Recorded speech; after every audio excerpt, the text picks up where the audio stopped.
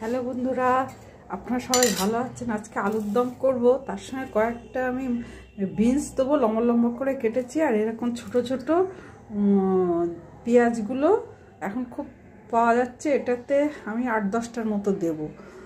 আর এই টমেটোটা দেবো। এখন আমি তেল দিলাম, এতে প্রেশার কুকারেই করব। আর এই ফোড়নটা দেবো, এই তেজপাতা জিরে আর এই 5 ফোড়ন, এটা দিয়ে দেবো।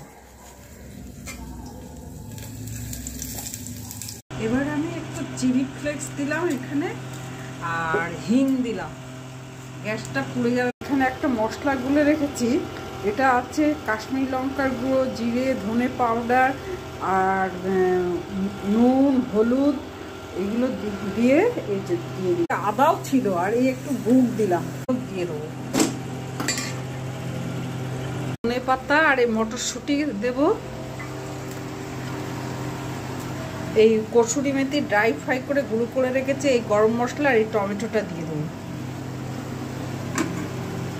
দিয়েছি ফোড়নে, আরেকটু হিং দেবো যাতে হিঙের গন্ধটা থাকে, এবং আরেকটু ধনে পাতা দেবো, আগেও দিয়েছি। দিয়ে এবার আলু, মটরশুঁটি আর বিনস দিয়ে আলুর দম